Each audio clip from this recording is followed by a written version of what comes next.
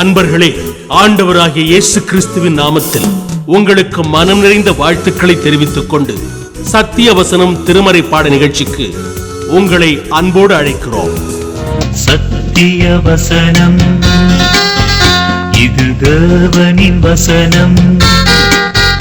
நாம் சோர்ந்து போகையில் கரம் கொடுக்கும் நம் தேவனின் வசனம், நம் தேவனின் வசனம். ராஜாக்களின் முதலாம் புஸ்தகம் 11ஆம் அதிகாரம் 14. கர்த்தர் ஏதோமியனாகிய ஆதாத் எனும் ஒரு விரோதியை சாலமோனுக்கு எழுப்பினார். இவன் ஏதோமிலிருந்த ராஜகுலமானவன். கர்த்தருக்குள் பிரியமானவர்களே, ஆண்டவராகிய இயேசு கிறிஸ்துவினுடைய புண்ணிய நாமத்தினாலே சத்திய வசன நிகழ்ச்சியை காண்கின்ற உங்கள் ஒவ்வொருவரையும் ஆண்டவர் ஆசீர்வதிப்பாராக. ஆண்டவருடைய வேத வசனத்தின் ஊடாக பரிசுத்த ஆவியானவர் உங்களோடு பேசி கிறிஸ்துவை அறிகிற அறிவிலே உங்களை வழிநடத்த நாங்களும் பிரார்த்தனை செய்கிறோம். நீங்களும் இந்த ஊழியங்களுக்காக பிரார்த்தனை செய்யுங்கள். பிரியமானவர்களே, சமஸ்த இஸ்ரவேலினுடைய ராஜாக்களை குறித்து நாம் கற்று வருகிறோம். முதல் ராஜா சவுல், இரண்டாவது ராஜா தாவீது, மூன்றாவது ராஜா சாலமோன். சாலமோனை குறித்து பல செய்திகளை திருமுறையின் வழியாக கற்றுக்கொள்ள ஆவியானவர் இம்மட்டுமாய் உதவி செய்தார். இன்றைக்கு நாம் கற்றுக்கொள்ளுகிற ஒரு செய்தி சாலமோனின் விரோதிகள். அருமையானுள்ளே, 1 ராஜாக்களின் புஸ்தகம் 5ஆம் அதிகாரம் 4 சொல்கிறது. சாலமோன் சொல்கிறார், எனக்கு கர்த்தர் இளைப்பாறுதலை தந்தார், விரோதிகள் இல்லை, இடையூறும் இல்லை என்று சொல்கிறார். அப்படிப்பட்ட சாலமோனுடைய வாழ்க்கையிலே விரோதிகள் எழும்பினார்கள் என்பதை 1 ராஜாக்கள் 11ஆம் அதிகாரத்திலே நாம் கற்றுக்கொள்ள முடிகிறது. நம்முடைய வாழ்க்கையிலே, அன்றாட வாழ்க்கையிலே நாம் பார்க்கிறோம், நண்பர்கள் விரோதியாய் மாறுகிறார்கள், விரோதிகள் நண்பர்களாய் மாறிவிடுகிறதை நாம் பார்க்க முடிகிறது. அவர்களுடைய குடும்பங்கள் அவர்களுக்கு சத்துருக்களாக மாறுகிறதை நம்முடைய அருள்நாதராகிய இயேசுவானவர் கூட சொல்லியிருக்கிறார். நம்முடைய தனிப்பட்ட வாழ்க்கையிலே பாருங்கள், குடும்ப உறவுகளிலே பாருங்கள், சபை அல்லது ஆன்மீக வட்டாரங்களில் பாருங்கள், நாம் பணி செய்கிற சமுதாய பணிகளிலே பாருங்கள், அல்லது நாம் வாழ்ந்து வருகிற அந்த நிலை உள்ள அந்த சூழ்நிலையை பாருங்கள், விதவிதமான விரோதிகள் எழும்புகிறார்கள். சில விரோதிகள், சில சத்துருக்கள் எழும்புவதற்கு காரணங்களே இல்லை. காரணமில்லாத சில பகை நமக்கு வருவதை அறிந்திருக்கிறோம். சிலர் பொறாமையினாலே, சிலருடைய வாழ்க்கையிலே அநேக காரிய சித்தி உண்டான அந்த தன்மை நிமித்தம் பிறர் மேலே அவர்கள் பொறாமைப்பட்டு எதிரிகளாய் மாறுகிறார்கள். அப்போஸ்தலனாகிய பவுல் திருமுறையிலே சொல்கிறார், நான் சத்தியத்தை சொல்வதினாலே நான் உங்களுக்கு சத்துருவாய் மாறினேனோ என்று சொல்கிறார். ஆகவே திருமறையை சொல்வதினாலே, சுவிசேஷத்தை சொல்வதினாலே, நற்செய்தியை சொல்வதினாலே, ஆண்டவராய் இயேசுவை உயர்த்தி காண்பிப்பதனாலே அநேக சமயங்களிலே மாற்று மக்களாலே நமக்கு விரோதிகள் அல்லது சத்துருக்கள் எழும்புவதை கண்கூடாக பார்க்கிறோம். அருமையானவர்களே, நியாயம் செய்வதனாலே, நேர்மையாய் இருப்பதினாலே, உள்ளதை உள்ளதென்று சொல்வதனாலே, அல்லது நியாயத்தை நியாயமென்று பேசுவதனாலே அநேக விரோதிகள் நம்முடைய வாழ்க்கையிலே எழும்புகிறார்கள். அநேக சமயங்களிலே நம்முடைய விரோதிகளினாலே, சத்துருக்களினாலே உடல்நலம் பாதிக்கப்படுகிறது, உள்ளம் பாதிக்கப்படுகிறது, நம்முடைய எதிர்கால ஆசீர்வாதங்கள் பாதிக்கப்படுகிறது. வதந்திகள் எழும்புகின்றன, பொய் செய்திகள் பரப்பப்படுகின்றன, பொய் காரியங்கள் மக்கள் மத்தியிலே வேகமாய் பரவி விடுகின்றன. ஆனால் உண்மையுள்ள மனிதனை தேவன் பரிபூர்ண ஆசீர்வாதங்களினாலே நிரப்புவார் என்று வேதம் சொல்கிறது. இன்றைக்கு நாம் கற்றுக்கொள்ள போகிற செய்தி என்னவென்றால், இந்த சாலமோனுடைய விரோதிகள். கர்த்தர் அவனுக்கு இளைப்பாறுதலை தந்திருந்தார், கர்த்தர் அவனுக்கு சமாதானம் தந்திருந்தார். அவன் வாழ்க்கையிலே விரோதிகள் இல்லை, இடையூறு இல்லை என்று சொல்லப்படுகிறது. அந்த அளவுக்கு தேவனாய கர்த்தர் அவனை ஆசீர்வதித்தார். காரணம் என்ன? கர்த்தரை சேவித்தான், கர்த்தருக்காக வாழ்ந்தான், கர்த்தரை அவன் கனம் பண்ணினான், கர்த்தருடைய வழியிலே நடந்தான், கர்த்தருக்கென்று மகிமையான ஒரு செல்வ சிறப்பான தேவாலயத்தை கட்டினான். ஆகவே தேவனை நோக்கி ஜெபித்தான், ஞானத்தை கொடுத்தார். அந்த ஞானமும் ஆசீர்வாதத்தினாலே, ஆண்டவருடைய கிருபையினாலே விரோதிகள் இல்லாமல் வாழ்ந்து வந்தான். தாவீதின் வாழ்வுக்கும் சாலமோனின் வாழ்க்கைக்கும் பெருத்த வித்தியாசம். தாவீது யுத்த புருஷன், சாலமோனோ சமாதான பிரியராக இருந்தார். ஆனால் என்றைக்கு சாலமோன் கர்த்தரை விட்டுவிட்டு, எழுதப்பட்ட வார்த்தைகளை விட்டுவிட்டு, தேவன் நேமத்தை விட்டுவிட்டு அவன் கடந்து போனானோ அல்லது தூக்கி எறிந்து வாழ்ந்தானோ, அன்று முதல் தேவனாய கர்த்தர் போதித்தார், எச்சரித்தார். அதனுடைய விளைவினாலே சிட்சைகளை கொடுத்து அவனை சீர்திருத்த விரும்பினார். அப்படி சீர்திருத்த விரும்பும் பொழுது என்ன நடந்தது என்று சொன்னால், கர்த்தருடைய வசனம் சொல்கிறது, கர்த்தரே அவனுக்கு விரோதிகளை எழுப்பினார். ஒரு கேள்வி எழுப்புகிறது, ஆண்டவர் விரோதிகளை எழுப்புவாரா என்று. ஆனால் வசனம் சொல்கிறது கர்த்தரை எழுப்பினார் என்று. இதை இன்னொரு கோணத்தில் சொல்ல வேண்டும் என்றால், கர்த்தர் அனுமதித்தார் என்று கூட நாம் சொல்லக்கூடும். அருமையானே, 1 ராஜாக்கள் 11ஆம் அதிகாரத்திலே 2 கோணங்களிலே அவனுக்கு எதிர்ப்புகள் வருகிறது. ஒன்று உள்ளே இருந்து வருகிற ஒரு எதிர்ப்பு, இன்னொன்று வெளியே இருந்து வருகிற எதிர்ப்பு. அநேகருக்கு வெளியே இருந்து எதிர்ப்புகள் வரக்கூடும். அதை அவர்கள் குடும்பத்தோடு உள் மக்களின் ஒத்துழைப்போடு அவர்கள் ஜெயித்து விடுவார்கள். ஆனால் சிலருக்கு வெளியிருந்து எதிர்ப்புகள் வராது, உள்ளே எதிர்ப்புகள் வரும்.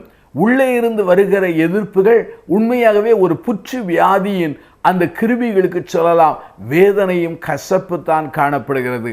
அருமையான என் சகோதர சகோதரிகளே, இங்கே 2 கோணங்களிலே கர்த்தர் எதிர்ப்புகளை கொண்டு வந்தாலும் கர்த்தர் எழுப்பின விரோதிகள் 3 ஆகும்.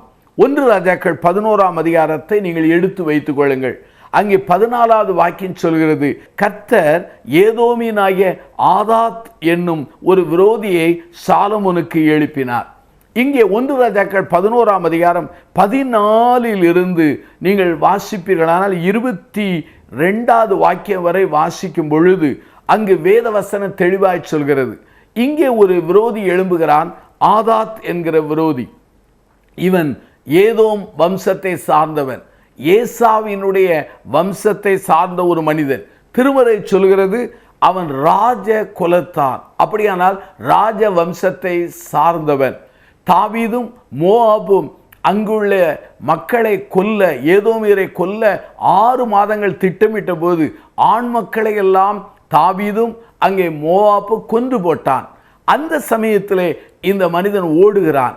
ஓடும்போது தன்னுடைய சில மனிதர்களை அழைத்து கொண்டு எகிப்தின் ராஜாவாகிய பார்வோனிடத்திலே அடைக்கலம் புகுந்தார்.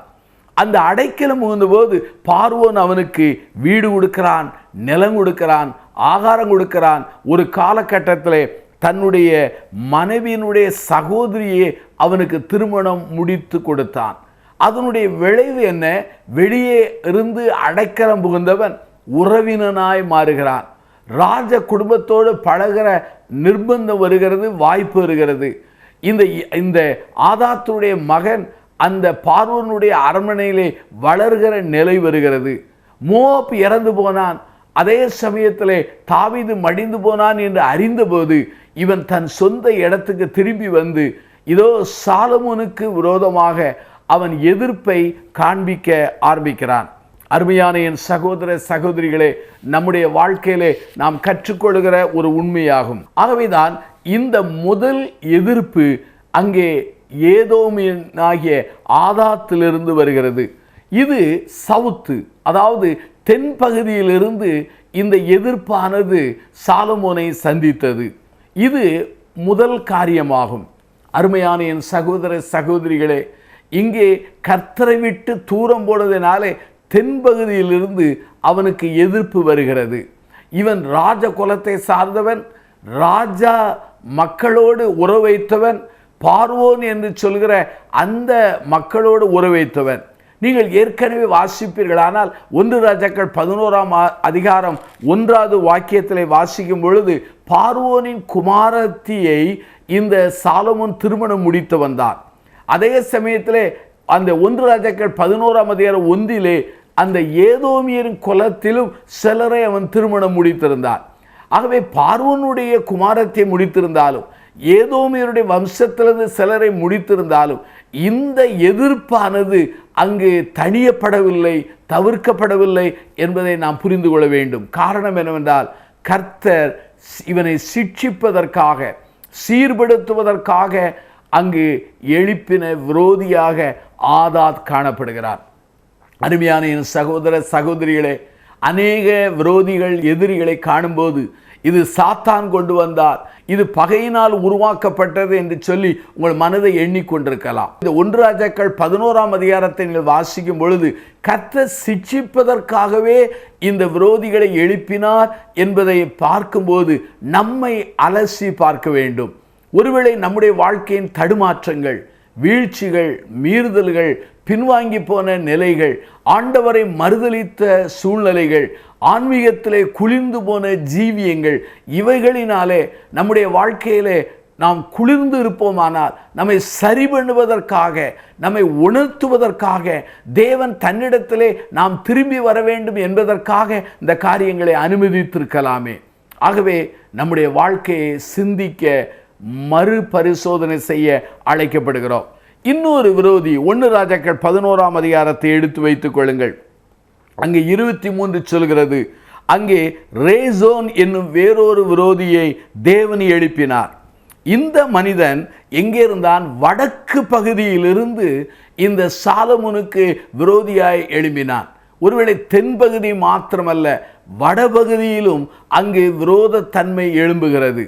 இந்த மனிதனை குறித்து வேதம் சொல்கிறது. 1 ராஜாக்கள் 11ஆம் அதிகாரத்தை வாசிப்பீர்களானால், இவன் சீரியாவின் மேல் ராஜாவாயிருந்து இஸ்ரவேலை பகைத்தான். ஆகவே வடக்கு பகுதியிலிருந்து வந்த எதிர்ப்பும் தெற்கு பகுதியில் வந்த எதிர்ப்பும் சாதாரண எதிர்ப்பு அல்ல.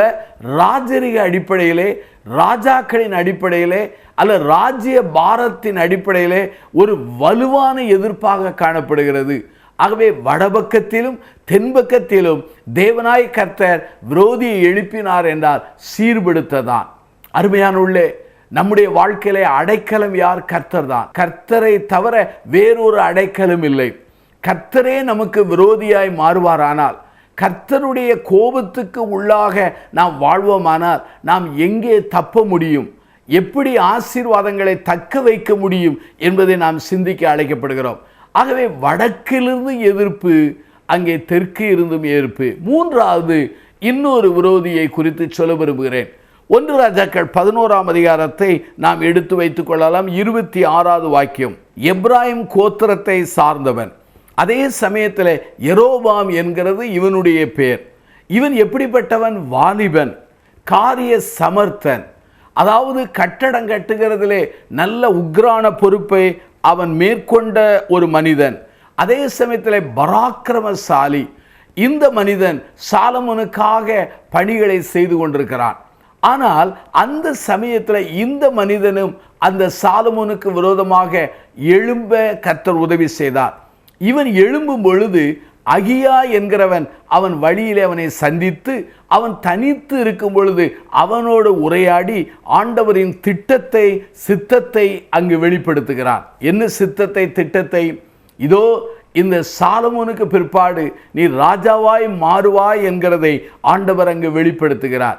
ஆகவே இந்த மனிதனுக்கு, யெரோபாம் என்கிற மனிதன் விரோதியாய் எழும்புவதற்கு நேரடியாக ஆண்டவரின் குறுக்கீடு, ஆண்டவரின் வழிநடத்தல் அங்கு காணப்படுகிறதை நாம் அறிந்து கொள்ள முடிகிறது.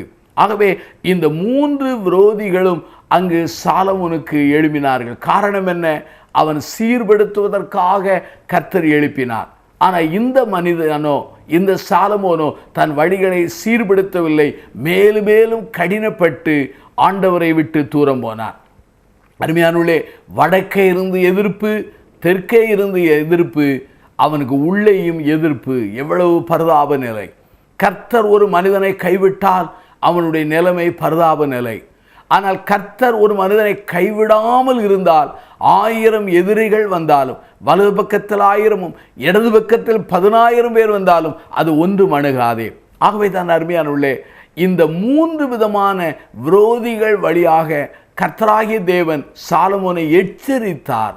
ஆனால் இந்த மனிதரோ தன்னை சரி பண்ணாமல் தன் இருதயத்தை கடினப்படுத்தி மேலும் மேலும் ஆண்டவரை விட்டு தூரம் போனார். இந்த செய்தியை கேட்டு கண்டு கொண்டிருக்கிற சகோதர சகோதரிகளே, ஆண்டவர் ஒருவேளை விரோதிகளை எழுப்பது மூலமாய் கூட என்னை உங்களை சிட்சிக்கலாம். ஆகவே விரோதிகள் எழும்பும்போது அதை அற்பமாக எண்ணாதிருங்கள். உங்களை சீர்படுத்தி பாருங்கள்.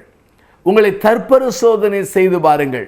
தேவனை விட்டு நீங்கள் தூரம் போவீர்கள் என்றால் அதை சரி பண்ணி கொள்ளுங்கள். ஒருவேளை தேவனுக்குள்ளே நிலைத்திருக்கும் பொழுதே, தேவனுக்குள் சரியான வாழ்க்கை வாழும்போதே விரோதிகள் எழும்பியிருப்பார்களானால் அந்த விரோதிகள் ஆண்டவரால் எழுப்பப்பட்ட விரோதிகள் அல்ல. அந்த விரோதிகளை கர்த்தர் ஏற்ற காலங்களிலே ஜெயங்கொள்ள செய்வார். ஆகவேதான் சாலமோனின் விரோதிகள் வழியாக சில படிப்பினைகளை நாம் கற்றுக்கொண்டோம். நாம் பிரார்த்தனை செய்வோமா? ஜீவனுள்ள பிதாவே, இந்த நல்ல நாளுக்காக நாங்கள் நன்றி சொல்கிறோம். ஆண்டவரே, சாலமோனின் விரோதிகளை கற்றுக்கொண்டோம். நீர் விரோதிகளை எழுப்புகிறீர், நீர் விரோதிகளை அனுமதிக்கிறீர் என்பதை திருமறையிலிருந்து புரிந்து கொண்டோம். வடக்கே இருந்தும் தெற்கே இருந்தும் உள்ளே இருந்து வருகிற எதிர்ப்புகள் மூலமாய் சாலமோனை சிட்சித்தீர். ஆனால் அவனோ சீர்படாமல் போனான். எங்கள் வாழ்க்கையிலே எங்கள் விரோதிகள் மூலமாக எங்களை சிட்சிப்பீர் என்றால் எங்களை தற்பரிசோதனை செய்து எங்களை சரி பண்ணிக்கொள்ள உதவி செய்யும். இந்த செய்தியை கேட்கிற மக்களை ஆசீர்வதியும், தொடர்ந்து வழி நடத்தும். இயேசுவின் நாமத்தில் ஜெபிக்கிறோம் ஜீவனுள்ள பிதாவே, ஆமென். இந்த புத்தகம் பற்றிய விபரங்களுக்கு சத்திய வசனம் அலுவலகத்தை தொடர்பு கொள்ளவும்.